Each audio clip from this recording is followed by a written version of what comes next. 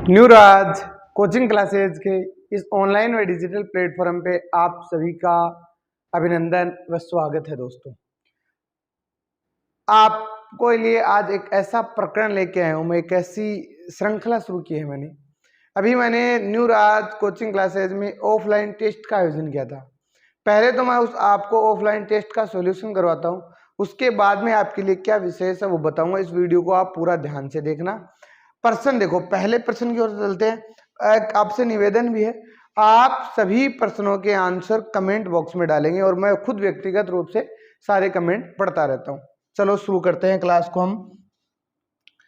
पहला प्रश्न है अपना कि नए संसद भवन का निर्माण किस कंपनी ने किया। आपके पास ऑप्शन नंबर 1 है, ए है टाटा प्रोजेक्ट लिमिटेड, पुंज Lloyd limited, Larsen and Toubro, Hindustan construction company, नए ये रहे चारों ऑप्शन आपके पास।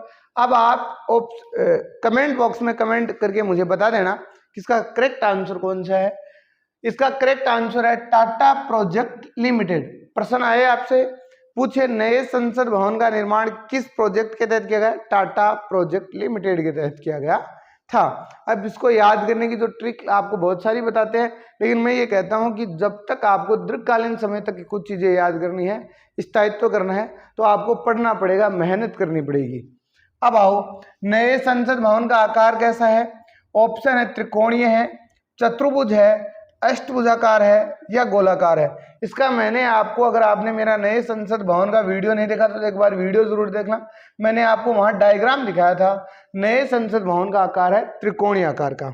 आगे वाला प्रश्न क्या कहता है, देखो आगे वाला प्रश्न क्या है। तीसरा प्रश्न है, नए संसद भवन में संयुक्त सत्र के आयोजन कहाँ किया जाता है। ऑप्शन देखो, लोकसभा हॉल, केंद्रीय कक्ष, उपयुक्त दोनों, इनमें से कोई नहीं। तो आपको पता है कि जो नया संसद भवन बना है उसमें सेंट्रल हॉल नहीं है, अर्थात केंद्रीय कक्ष नहीं है। उसके जो लोकसभा का हॉल है उसी में ही संयुक्त बैठक का आयोजन किया जाएगा। अब संयुक्त बैठक से 2-3 प्रश्न और बनते हैं। संयुक्त बैठक का आयोजन किस अनुच्छेद के तहत किया जाता है। अनुच्छेद 108 के तहत संयुक्त बैठक बुलाई जाती है। संयुक्त बैठक क्यों बुलाई जाती है। जब संसद में गतिरोध उत्पन्न हो जाए, उस परिस्थिति में राष्ट्रपति महोदय के पास ये पावर है कि वो संयुक्त बैठक बुला सकता है। आप मुझे कमेंट करके ये बताना कि इस संयुक्त बैठक की अध्यक्षता कौन करता है। इसका राइट आंसर है लोकसभा हॉल। फिर है, नए संसद भवन में संयुक्त सत्र के लिए कितनी सीटों के लिए। वृहत का मतलब होता है बड़ा, और बड़ा हॉल बनाया गया, उसमें कितनी सीटें हैं, तो उसमें 1272 सीटें हैं। कितनी सीटें हैं, 1272 सीटें। इसका करेक्ट आंसर है क्या है दोस्तों, नए संसद भवन के मुख्य वास्तुकार कौन है। फिरोज साहबा, विमल पटेल। इसका करेक्ट आंसर है विमल पटेल, चार्ल्स कोरिया नहीं है, विमल एमरसन। ये तो आपको पता है कि नरेंद्र मोदी का जो संबंध है वो गुजरात राज्य से है, तो निश्चित रूप से कहीं ना कहीं तो अपनत्व का भाव रहा ही होगा, विमल पटेल। 7 नंबर का प्रश्न है कि नए संसद भवन का उद्घाटन किसने किया। तो भारत के यशस्वी प्रधानमंत्री नरेंद्र मोदी ने किया। आपका 7वां प्रश्न है, नए संसद भवन का क्षेत्रफल कितना है। तो इसमें है 64,500। ये इसके सारे ऑप्शन गलत है। 64,500 वर्ग किलोमीटर है। आपको ये बात ध्यान में रखनी है। अब आगे देखो, नए संसद भवन में लोकसभा में सीटों की संख्या कितनी है। ये एक बहुत अच्छे प्रश्न है। लोकसभा और राज्यसभा में सीटों की संख्या कितनी है। तो आपका करेक्ट आंसर 888 सीटें हैं। वर्तमान में कितनी है, आपसे अधिकतम पूछे तो कितनी बताओगे। पहले थी 545। दो जो सीटें हैं, एंग्लो इंडियन 104वां संविधान संशोधन 2019 के द्वारा उनको हटा दिया गया था। ये मैं लोकसभा पढ़ाऊंगा, उस समय आपको बहुत अच्छे से बता दूंगा। नए संसद भवन में राज्यसभा की सीटों की संख्या कितनी है, आप बताओ कमेंट करके। 543 है, 888 है, 384 है, 403 है। तो आपका राइट आंसर है 384 सीटें हैं। फिर आगे है प्रश्न है, भारतीय संसद के कितने सदन होते हैं। भारतीय संसद 1 सदन है, 3 है, 4 है। भारतीय जो सदन है वो द्विसदनीय व्यवस्था है। आगे प्रश्न है कि भारत की संघीय व्यवस्थापिका को किस नाम से जाना जाता है।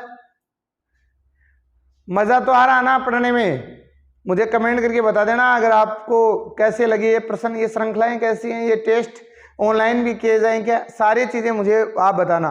क्या इसको मैं और भी ज़्यादा कुछ बेटर करने का इसमें प्रयास कर रहा हूँ। अब आगे देखो, भारतीय संसद, भारतीय जो व्यवस्थापिका है उसको किस नाम से जाना जाता है? संसद के नाम से जाना जाता है। 12 नंबर का प्रश्न आपको क्या कहता है, देखो ध्यान से, नए संसद का स्थायी सदन कौन सा है?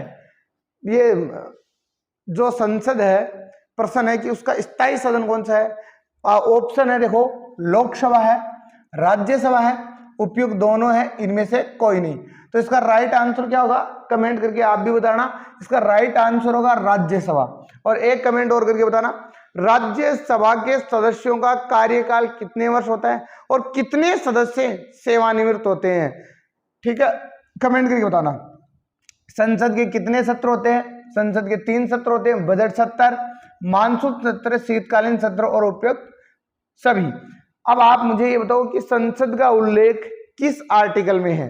ये कमेंट करके बताना इन चीजों को। संसद के किस सदन को प्रतिनिधि सभा कहा जाता है? ऑप्शन देखो, लोकसभा को, राज्यसभा को, उपयुक्त दोनों को। करेक्ट आंसर है लोकसभा को कहा जाता है। आगे है, भारतीय संविधान में राज्य के नीति निर्देशक तत्व कहाँ? ये बच्चे को प्रश्न आता है आयरलैंड से। नीति निर्देशक तत्व है आयरलैंड से लिए गए हैं। राज्य के नीति निर्देशक तत्वों का उल्लेख भारतीय संविधान के किस भाग में है?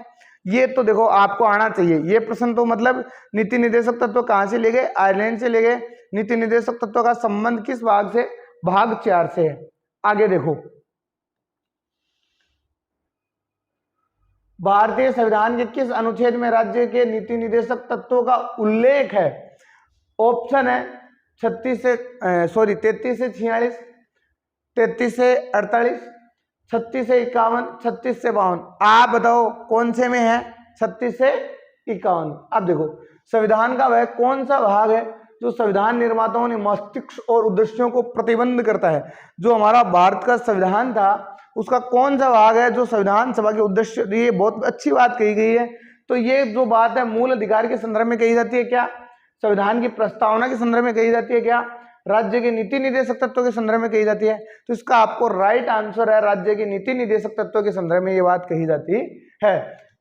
चलो, जो भी लड़के भी तैयारी कर रहे हैं दिल्ली पुलिस की, उनके लिए मैं दिल्ली पुलिस के जितने भी पॉलिटिकल साइंस के मेरे टॉपिक हैं उनको सभी को आपको बहुत ढंग से ब्रीफ में पढ़ाने वाला हूं। इसलिए मुझे आप बताना कि नागरिकता का संबंध किस आर्टिकल से है, किस भाग से, बताना। ये नागरिकता आपके टॉपिक है दिल्ली पुलिस पे।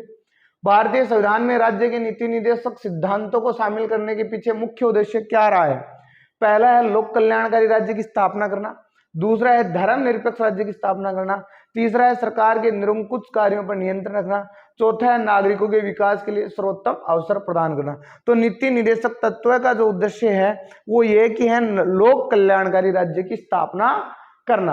आगे देखो, 20 नंबर का प्रश्न है, नीति निर्देशक सिद्धांत है वाद योग्य नहीं है, मौलिक अधिकार उपरोक्त में से कोई नहीं। देखो, वह चीज जिसको खिलाफ हम न्यायालय में जा सके वो वाद योग्य है, वह चीज जिसके खिलाफ हम न्यायालय में नहीं जा सकते। अब आपको विदित है कि क्या हम अगर हमारे नीति निर्देशक तत्व में 36 से 51 तक जो बातें लिखी गई हैं, अगर किसी भी बात का उल्लंघन होता है तो हम न्यायालय में जा सकते हैं? नहीं जा सकते। तो इसका राइट आंसर क्या हो जाएगा? वाद योग्य नहीं है। आगे आओ, मूल अधिकार और राज्य नीति निर्देशक तत्व में क्या अंतर है? राज्य के नीति निर्देशक तत्व बंधनकारी हैं जबकि मूल अधिकार नहीं है। बी है, राज्य के नीति निर्देशक तत्व वाद योग्य हैं जबकि मूल अधिकार नहीं है। फिर है, मूल अधिकार वाद योग्य हैं जबकि राज्य के नीति निर्देशक तत्व नहीं है। उपरोक्त में से दोनों। देखो, इस प्रश्न को थोड़ा सा भी अगर आप ढंग से समझने का प्रयास करते हो, क्या लिखा हुआ है? मूल अधिकार और राज्य के नीति निर्देशक तत्व में क्या अंतर है? देखो, राज्य के नीति निर्देशक तत्व बंधनकारी है क्या? राज्य कहाँ है बंधनकारी है?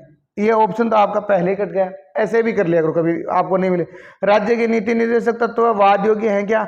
अगर होते तो मैं आपको यहीं कर बोल देता कि वाद योग्य है। फिर है, मूल अधिकार वाद योग्य है जबकि राज्य के नीति निर्देशक तत्व नहीं है। ये इसका राइट आंसर। आगे देखो, आगे वाला प्रश्न, मौलिक अधिकार एवं राज्य के नीति निर्देशक सिद्धांतों में कौन सा कथन सही है? एक दूसरे के पूरक है, एक दूसरे के विरोधी हैं, उपयुक्त में से कोई नहीं, ये वाद योग्य नहीं है। तो इसका राइट आंसर होगा एक दूसरे के पूरक है। एक ही सिक्के के दो पहलू हैं, एक दूसरे के पूरक है, उल्टे हैं एक दूसरे के।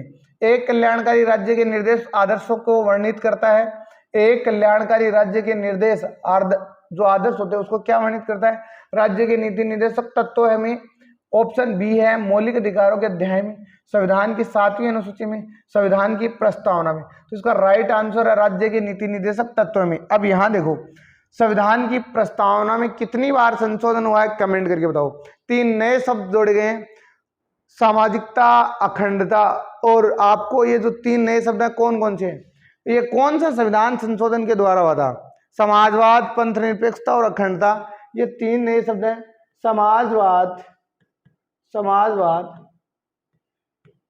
पंथ निरपेक्षता, 2 पंथ निरपेक्षता, और तीसरा है अखंडता।